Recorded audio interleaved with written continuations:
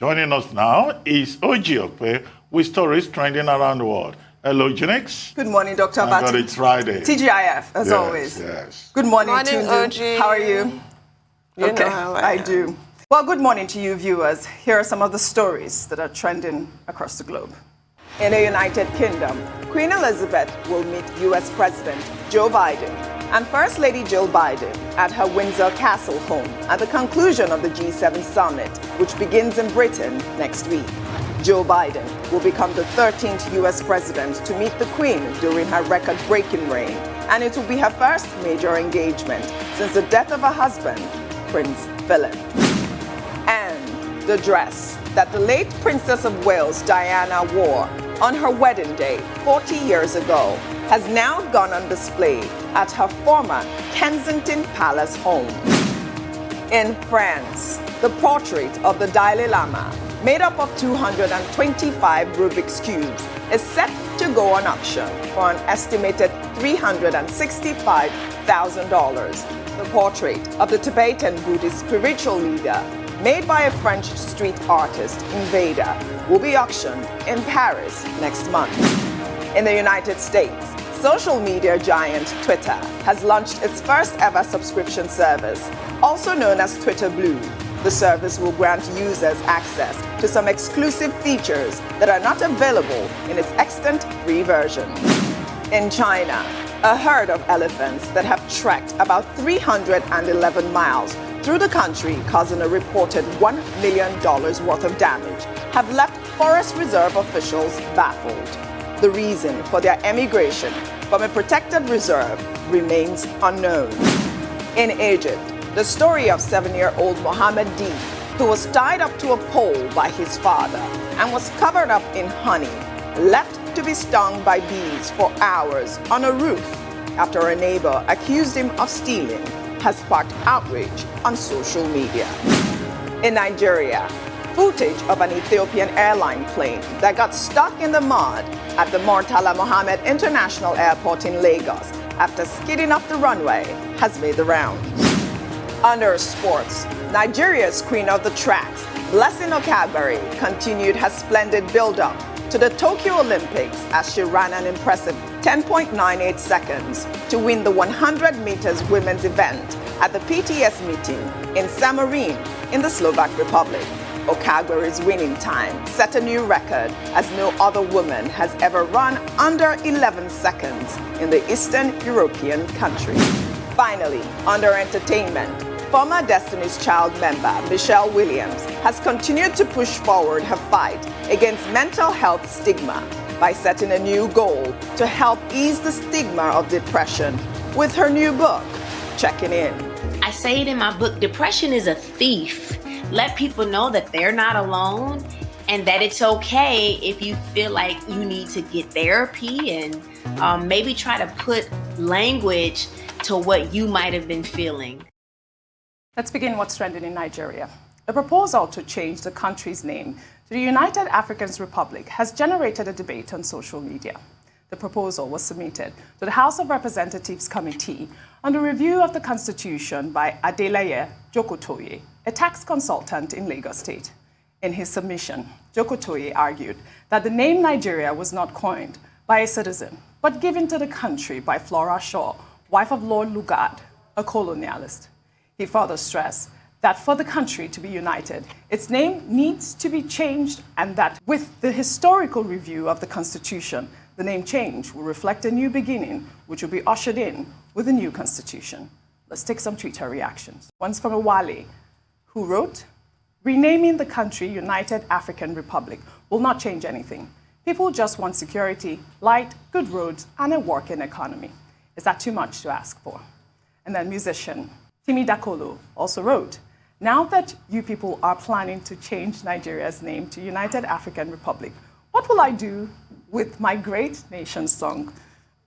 do not stress me too much, man. I thought that was funny. I wanted to bring that up. I mean, what would he do with his beautiful song? But I think it is a stretch, to change the name Nigeria. I mean, I'm not in support of it. I think that it would make no difference. Really, what we need is restructuring and not a name change.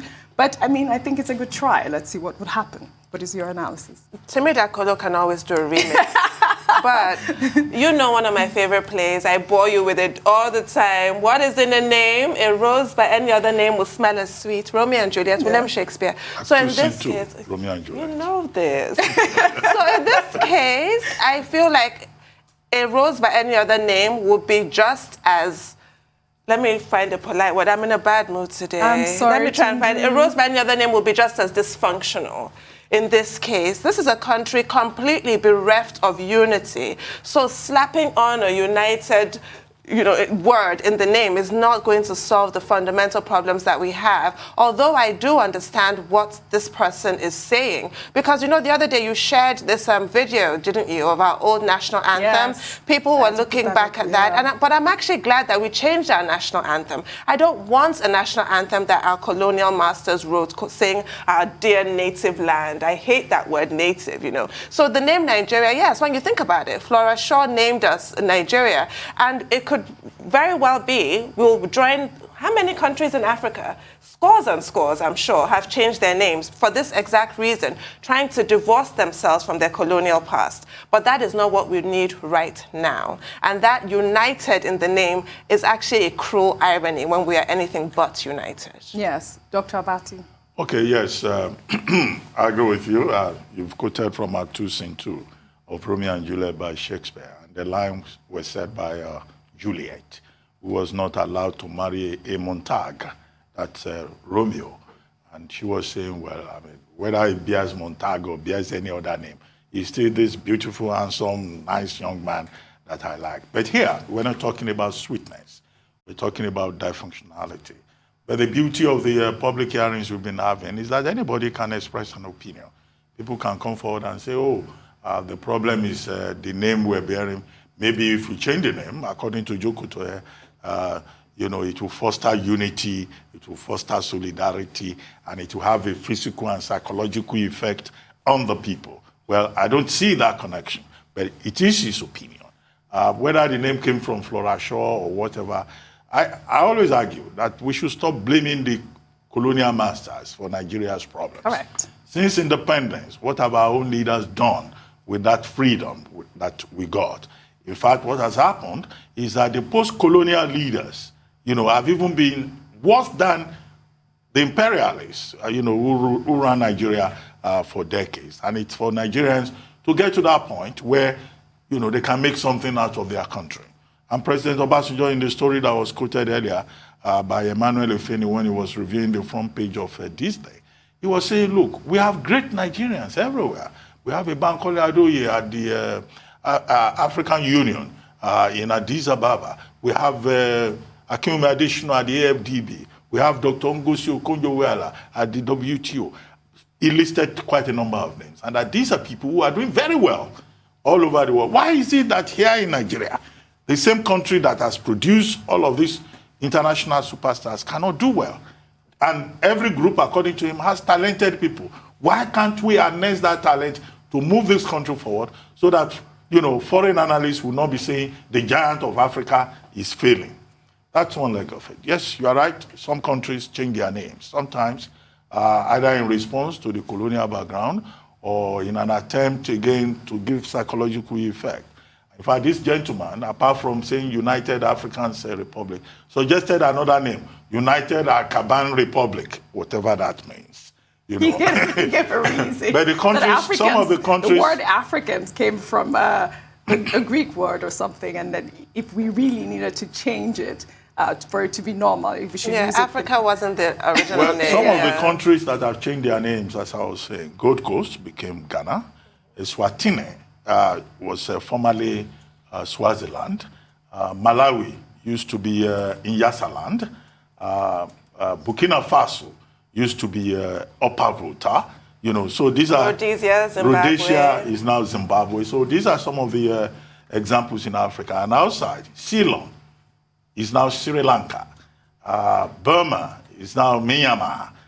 Holland is now called the Netherlands. So you have these countries. Thailand. Siam is now Thailand. So you have many of these countries that have adjusted their names. But people are asking for name change.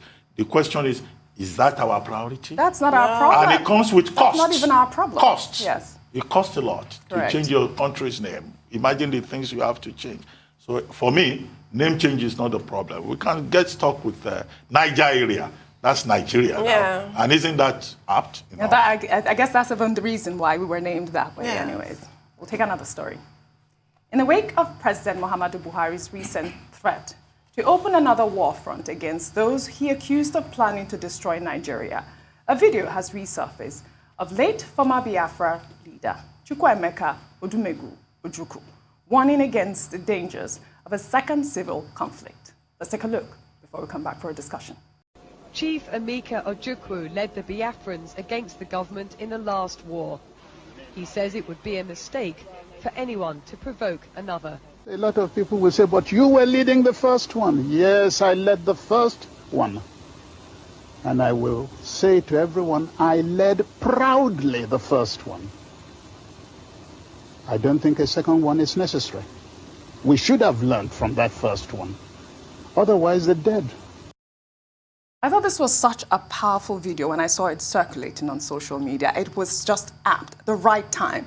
We see the former Biafra leader saying how we should take ourselves away from even trying to go into another civil war, because all of these calls for secession is only going to lead to another civil war, and we should desist from it. Yeah, so many times in history, people have literally talked themselves into a war, and that should be avoided. But this is not the first time I'm seeing this video. I saw it maybe, I think 2014 or something around that time on social media. And one of the reasons why I don't do social media anymore is because somebody posted this in good faith, and some simpletons went there to attack him.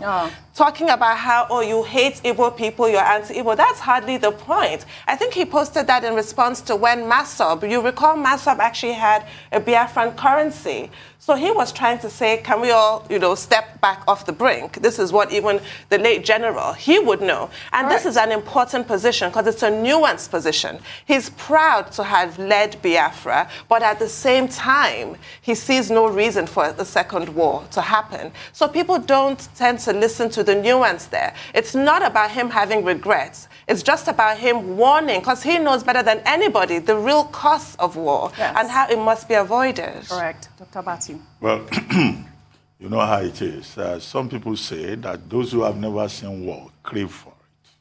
They think that, it's the best way to resolve conflicts. But what is the lesson that the whole of humanity has learned?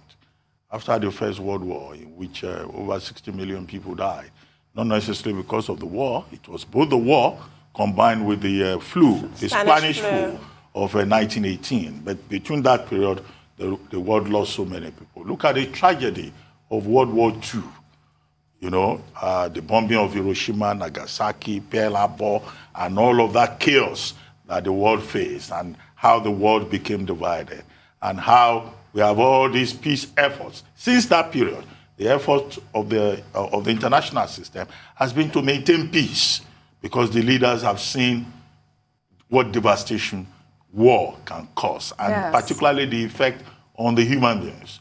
Okay, what are all those treaties? Treaty of Versailles, League of Nations, the creation of the United Nations, and all of that. Even the Marshall Plan, everything trying to rebuild Marshall to support. Plan to reconstruct Europe. So war is not something that anybody should be enthusiastic about. And those who oppose it, they prefer peace, they prefer stability. And it's in the context of peace and stability that you can have prosperity. So, okay, you brought this up. The late Chief Odumegwu Ojukwu, God bless his soul. Yes, he provided leadership at a critical moment. Yes. But even that Biafran war, 3 million people died. 5 million children faced hunger, kwashiorkor. There was devastation. Nigeria became divided. Since the end of the war, Nigeria has been trying to make effort, and unsuccessfully, to put that war behind us, because the victims, the people who went through it, they have not forgotten. And they've seen that justice has not been done many decades later.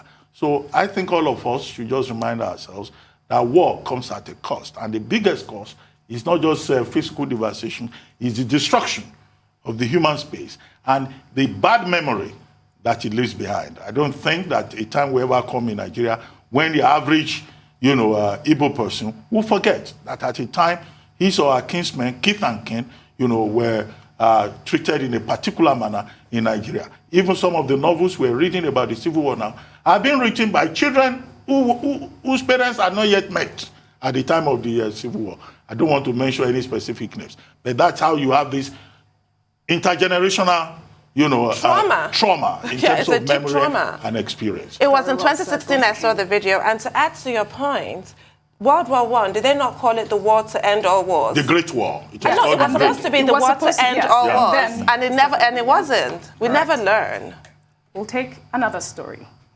Brigadier General Shuaibu Ibrahim, the Director General of the National Youth Service Corps, has come under fire on social media for saying Youth Corps members are part of the national defense policy of Nigeria and can be mobilized for war.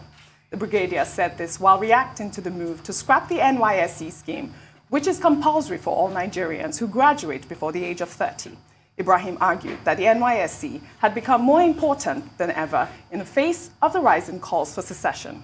He maintained that the insecurity in the country was not enough reason to scrap the scheme, and that Corps members had played a huge role in cushioning the effects of insecurity, as well as assisting in educating children in internally displaced persons camps. Let's take some Twitter reactions. This is from a Frank who wrote, "These leaders only remember the youth when it comes to sacrifice and hardship. Create jobs, no. Increase minimum wage, no. Pay stipends to unemployed, no. Improve education sector, no. Well, we'll hustle on our own. The youths exist to protect and provide for the elite." Another Twitter reaction is from Okpe, who wrote, "A scheme set up after the Civil War to foster integration and build relationships across all ethnic groups has now become a feeder team for another war." I mean, this is so insensitive at this time. I don't think that the brigadier should have said what he said during that interview he had on Wednesday. I mean, you want to prepare our youth for war. What are we now? It's a completely outrageous, disgraceful thing that he said. And our youths are not cannon fodder. No. I really wish people would stop this. Yesterday, you and I and Mr. Feni were talking about, and Ikena and Ozi were talking about our really good experiences, fun memories of, time serving during the NYSC. It's supposed to be service to your country. Yes. You're not supposed to be sent off to die. I don't understand this. We just had this traumatic interview, well, for me anyway, about what is happening to our Nigerian youths in the forest now that have been kidnapped from their school, and now this. There's no respect for the youth. None whatsoever. Unacceptable. Dr. Abati. Okay, first, let me start by playing the devil's advocate. Okay. The DG, Director General of the NYSC, Brigadier General Ibrahim, was granting a television interview, at the end of which it was reported that he said that Youth Corps members are, being mobilized. Reserve soldiers. Of course, I've seen the NYSC on Facebook saying that the Director General was quoted out of context.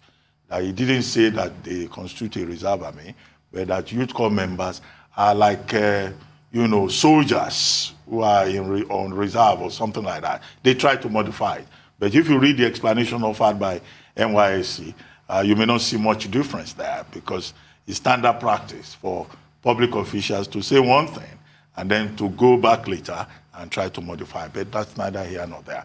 He raised some other important issues. One, he tried to defend the usefulness of the National Youth Corps scheme, right? This was a scheme that was introduced in 1973, specifically May 22, 1973, through the instrumentality of Decree 24 of that year. And after the Civil War, General Yakubu Gowon and others, I think Professor Adebayo Adedeji was in charge of reconstruction at the time. And they came up with this scheme to unify Nigerians, to introduce Nigerians to themselves. In 1993, Decree 51 spelled out the strategic objectives. And if you look at those objectives, they are perfectly, encouraging. But what do we have today? General Ibrahim was talking about how it has fostered intertribal marriages. I saw it that. has exposed. You were gonna go. Yes, when we were on the scheme, even at that time, my set, we were paid 200 naira. Some people saved from that 200 naira and married wives from it. I said wives. Some ended up marrying 2 wives from that 200 naira stipend. But today, they are paying 19,800 naira per month. They've increased it to 30,000 naira. You can't even take care of yourself. I think we got 8,000 naira. In your time? Yeah. Okay, in my time, it was 200 naira. And in Nigeria at that time, 200 naira was a lot of money. Of course. Now, today, there's insecurity. Parents don't want their children to be posted to certain parts. And over the years, because those objectives have not been met, people are now saying, look, let's reform the NYSC. Some people are saying, let's cancel it. At a point, some people were raising the point about, making it a 2-year program. In fact, there are persons in this country who have said that it should be a paramilitary training program. Like Israel. But today, yes, as they do in some other countries. But today, nobody wants his or her child to go and be a reserve soldier for Nigeria. Why? When many of these young people even want to leave the same Nigeria. So these are the contradictions. But I think General Ibrahim did well, as these day editorials in the last 2 days also did, to draw attention to the value of the scheme. Correct, yes. And the need to reform it if there are areas of omission. Correct. The last point that General Ibrahim made, which I think we can also refer to, is his call for a national youth trust fund so that persons who take part in the scheme can, after taking part in it, have some funds with which they can set up small and medium-scale enterprise. So some of those issues can be debated, but this is not the right time to be calling on parents to allow their children to be sent to Sambisa Forest to go and fight Boko Haram because of national service. I'll tell you one guy who wants to fight Boko Haram on my last story. We'll take our final story. A video of a Nigerian man in the diaspora boasting that he is set to tackle insurgents all by himself with an armored tank has made the rounds. Let's take a look. This has just been donated by some good Samaritan, and I'll be bringing it down straight to Sambisa Forest to clear all these bandits, Boko Haram, IPOB, ESN, and all what have you. Okay? It's Buhari and his Chief of Army Staff and Chief of Defense Staff cannot defend Nigeria. Well, I have to. Okay, you can see it, fully loaded, and it's just been painted. Okay, I just have to come down to defend our people. You see, to defend our people. Look at it. It fires like anything. I'll be driving it myself. So, in the next 4 weeks, it will arrive, and as soon as it's landed, I will clear it at Tinker Island. And then straight off to Sambisa, all these bandits, ESN, IPOB, kidnappers, terrorists, all of you, Etidaron, I'm telling you, I'm going to be driving this myself. So I'm not PMB. I'm not PMB. I don't joke and I don't mourn. Okay? So it's going to be fire for fire. I'll finish all of you. All of you. Today, 1st of June, because I'm really, really upset. Okay? So wait, in the next 4 weeks, you'll see action. Tundu, all of you, Etidaron. We're going to really see action. I'm really bad at translating Yoruba. Etidaron is like, you're in trouble. You're in trouble. Yeah. And he means it, because if you know, well, let me speak for myself. When I'm super upset, I switch to my language. You know that. Yes, I do. So he actually means it. We are going to see action. He's coming. One-man army. Will you be willing to join him? I'm a lover, not a fighter. Wow. Well, this is about that principle. Oh, my goodness. Duce et decorum e pro patria more.